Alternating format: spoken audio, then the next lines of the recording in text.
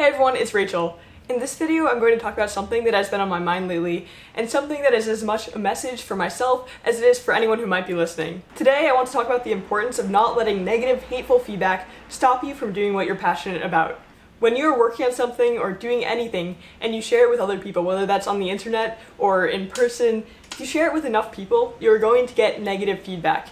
Now, to be clear, when I'm talking about negative feedback, I'm not referring to positive constructive criticism, where someone points out something that you might be able to improve on to make things better next time. That sort of feedback is valid and you can learn a lot from it. When I talk about negative or hateful feedback here, I'm referring to the type of feedback that is only there to knock someone down, to try to stop someone from doing something that they're enjoying and passionate about, and make the environment overall negative rather than positive.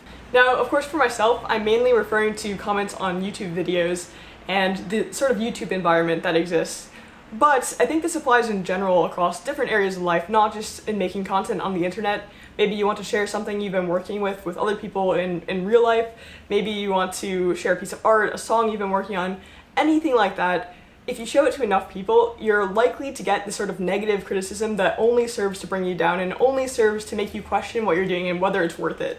While it's likely that you'll get way more positive feedback than you will negative, if you even get one super negative piece of feedback, it's hard to ignore. That one negative person will stand out of hundreds of positive people just because it feels kind of like a personal attack. But you have to do your best to try to ignore this type of person, this type of negative feedback. If even one single person, even if that person is just you, appreciates and enjoys what you're doing, then it's worth it to keep doing it. And likely, if you enjoy it, others out there will as well, and you'll have a positive impact far outreaching any sort of negative criticism that you might attract. My goal with my channel is to make videos that show and share my passion and excitement for learning the electric guitar with all of you. I want to make a positive environment where people from all backgrounds, from all different skill levels, can come together over a shared enjoyment of the awesome instrument that is the guitar. I try to make my videos as entertaining and as high quality as I can, but my videos are a showcase of my current state of playing guitar, and I will make mistakes. I wanted to make this video because I really don't want to see other people discouraged from this sort of negative environment that can happen when you share what you're doing with the rest of the world. I also want people not to be scared to pick up an instrument, not to be scared to not be perfect playing songs that they enjoy. I think one of the contributing factors to why people are worried that it might be too late to play an instrument is this sort of environment, this sort of comments they see in videos, people they hear talking.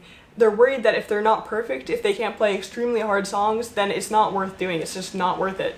But that's not true. You're doing it for yourself, you're doing it to share your passion with other people, to encourage and inspire others, and that is worth so much more than any of the negativity that you might incur. So if you are interested in starting an instrument, or maybe sharing what you're doing with the world for the first time, making a video, sharing content, anything you're doing, even outside of instruments, don't let these people get to you. It shouldn't be about being perfect, it shouldn't be about never making mistakes.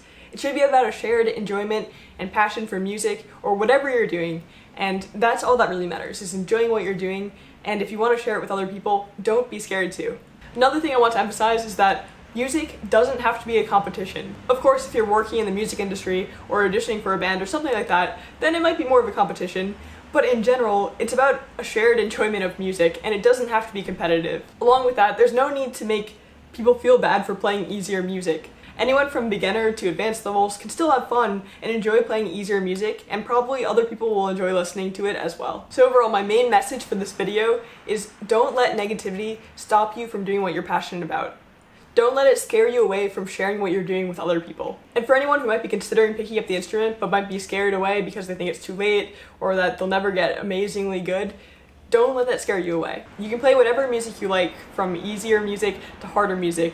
You don't have to be perfect. It's about enjoying what you're doing, so go for it. And once again, I appreciate all of the positive comments and messages that I get and all the constructive criticism that helps me to improve at what I'm doing. Thank you again for that. Also, as a side note, I got a bass.